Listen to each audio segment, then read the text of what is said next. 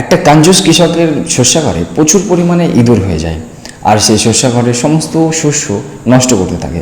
কৃষকটি বিপদে পড়ে একটা সাদা বিড়াল নিয়ে আসে, আর বিড়ালটা এসেই ইঁদুর ধরা বা ইঁদুর মারা তার মিশন তৈরি করে ফেলে। দিন রাত পরিশ্রম করে সমস্ত ইঁদুর শেষ করে ফেলে। পুরো শস্যাগার ফাঁকা হয়ে যায় বা ইঁদুর সমস্ত শেষ হয়ে যায়। তখন কৃষকটা মনে করে, যখন ইঁদুরই নেই তাহলে বিড়ালের কি দরকার। তাকে লাথি মেরে বাইরে বের করে দেয়।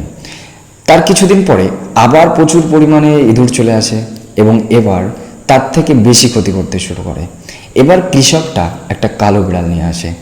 এই বিড়ালটা বেশ চালাক ছিল। সে ইঁদুরগুলো মেরে ফেলতো না, ইঁদুরগুলো ধরতো এবং তাকে দেখিয়ে বাইরে ফেলে দিয়ে আসতো। রোজ এভাবেই শুরু করে, ইঁদুর ধরে, দেখায় এবং বাইরে ফেলে দিয়ে আসে। এটা দেখে কৃষকটা অত্যন্ত খুশি হয় এবং তাকে উপহার দিতে শুরু করে। এভাবে তার কাজ চলতে থাকে।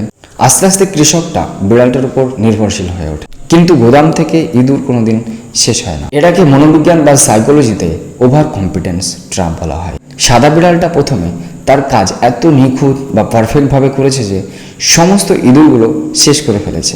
আর তখন মনে হয়েছে যে ইঁদুরই যখন নেই তখন বিড়ালের কি দরকার। আমাদের জীবনে কিছু পারফেকশনলি কোনো কাজ করা বা 100% কোনো কাজ করা, সেই কাজ থেকে আমাদেরকে দূরে করে দেয়। আর একটু কমতি সেই কাজটা আমাদেরকে সারা জীবন স্বাচ্ছন্দ্যের সঙ্গে যুক্ত থাকার সুযোগ করে দেয়।